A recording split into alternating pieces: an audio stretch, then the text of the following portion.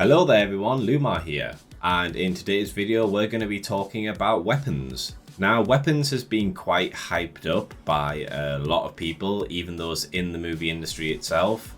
In fact, it got to the point where people hyped this movie up so much that Jordan Peele fired his management team for not securing the rights to this film. So there was a lot of expectations going into this movie, and I think for the most part it does hit those. There's a few things that I didn't quite vibe with, but besides that, I think it's a pretty solid, well done movie, and hopefully you see it in theaters. Now, the movie focuses on the idea that at 2:17 in the morning, pretty much all of the kids from one classroom just got up and went out of their house and just ran off into the darkness, and no one knows where they've gone. There's only one kid who didn't do it, and everybody seems to think that either he or the teacher had something to do with all of their kids going missing. And it's just kind of about the teacher and one of the fathers trying to get to the bottom of what happened, and they end up stumbling upon something very sinister. Now, again, like a lot of these films that have had kind of divisive endings for me, from the production side of things, everything is pretty well made. The actors, they're all good. The locations and sets, they are, they're really terrific. The music score, very haunting, very eerie, keeps you on edge. And the cinematography, there's a lot of really good, well-placed shots throughout this film. And yeah, it's a pretty well-constructed film overall. One thing I can appreciate about this film is it understands that in a horror film you don't always have to have stuff just thrown at the screen to get a shock from people. One thing I really appreciate about it is that it builds up tension even if there isn't a scare going on afterwards. So it'll build something up and the music will start going and you think something's going to happen, and then absolutely nothing happens, everything's completely fine. People just go about their day-to-day business and it just moves on to the next scene. And yeah, I really appreciate that because it just helps build up tension, because you think something's going to happen but then it doesn't, so surely something else must happen pretty soon, right? And sometimes it does, and sometimes it just doesn't, and it just carries on with the rest of the movie. There's no jump scares or any sort of thrill or anything, and it just helps keep you on edge. In terms of shots, again, the cinematography, it knows how to build up suspense without just throwing stuff at you. For instance, there's one point where she's passed out in her car because she's been drinking and she's been trying to do surveillance on this house where the only kid who didn't disappear lives, and she's just watching it, and then she passes out, and it's focused on her, and then it just slowly turns towards the house, and the door opens, and after a good few seconds, just this figure that's struggling to move, its body is all rigid, its face is just slacked, and it's just holding a sharp object in its hand, and it just starts walking towards the car, and you think, right, it's gonna get her. And then it just stops outside a car, and you think, oh, maybe she's safe, maybe it doesn't want to risk waking her up by smashing the car. And then it goes off camera, and you hear it opening up the boot and getting into the car, and you're like, what's going to happen here? And then it just goes up next to her, and it takes a bit of hair, and then it just leaves. Again, it really puts you through the paces. You don't really know what to feel, because you think something bad's going to happen, and then nothing bad really does happen, but there's sinister tones to it. It's just really good at doing stuff like that. And again, it doesn't even have to be necessarily that something horrific is going on in the scene. Again, earlier on in the film, she's looking into the windows of this house, and it's just scanning through, it's following her perspective, and she's looking at the walls, and she's looking at the floors and all that. And then it just pans over, and then it looks up, and there's just two people sat there staring at her.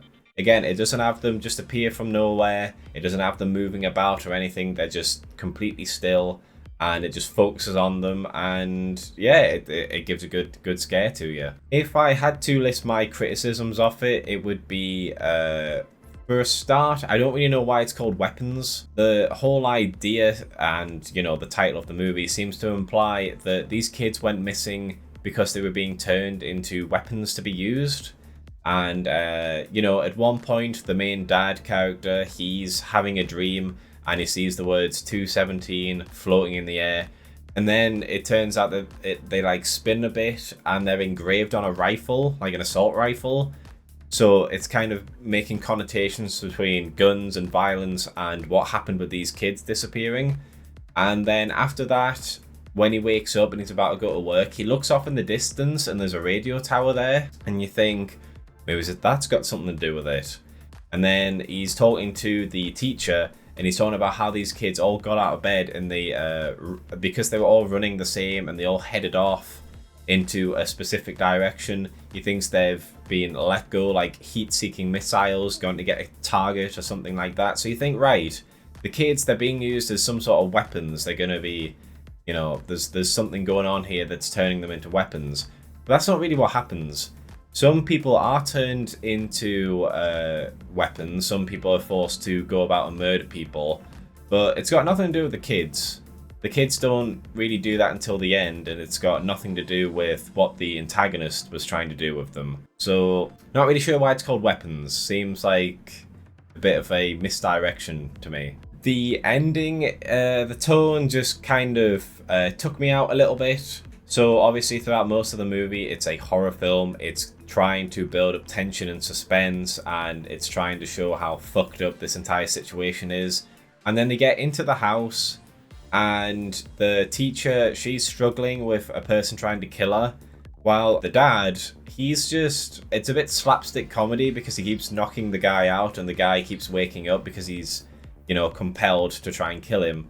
So yeah, it just keeps going to him, like knocking him out, and it gets to the point where he throws him across the room basically over a desk and that, and he's still getting up, and the dad's just perplexed and he's got no idea what the fuck's going on, which isn't necessarily bad. It's not like this bit of comedy would ruin the entire movie or anything. In fact, the movie isn't ruined by the ending at all. It's just not really my thing. But yeah, the ending, it is basically just the kid, Alex, the one who didn't get kidnapped. The reason why everything's going on is a witch came and kind of took control of his parents and told him that he needs to get all of the kids' possessions so she can do a spell or she'll kill his parents. And so he does that, he gets the kids' possessions and she makes a spell, and she's the one who makes them all walk out into the night and go to their house. And then, yeah, this entire kind of thing is building up that she's this sinister figure. And then Alex manages to use one of the spells and gets all of the kids to attack her. And it just becomes a bit slapstick comedy again. It's just her running around in a dressing gown out across the neighborhood. All of these different people are watching on and seeing what's happening. And she's just being chased by a bunch of kids. And I don't know, the tone, it just kind of stops being scary for me. And then after they kill her, it just kind of wraps things up by saying everyone just kind of moved on and went back to normal. It's just a voiceover. You think they would show the consequences of all of this, because this was a pretty serious thing that happened. But no, she dies, and then the narrator says the parents, they were being looked after, and the kids, they slowly started to regain their functions and things like that. And then the movie ends. Feels like a missed opportunity to not look at some of the consequences of what happened. It's not a terrible ending, it's just kind of sudden. It just kind of stops. My final thing is the witch. We don't really know much about her or, anything really. So she comes in and she gets Alex to help her kidnap all these kids because she's ill and she needs to get better, and presumably having these kids would allow her to do a ritual and she can get her health back, because I think she's got cancer, something like that, that's slowly killing her. And yeah, the thing is, she's not really, she doesn't really talk to a lot of people that much, so there's no real exposition she can give to justify her point of view. So she's kind of a bit of a bland character to me. I feel like they could have done a bit more to kind of flesh her out more. But overall, still a very solid movie. Would highly recommend you go see it. And I'd say this film is probably like an 8 out of 10, something like that. It's a very solid, well-made film, and I will definitely be rewatching it again in the future.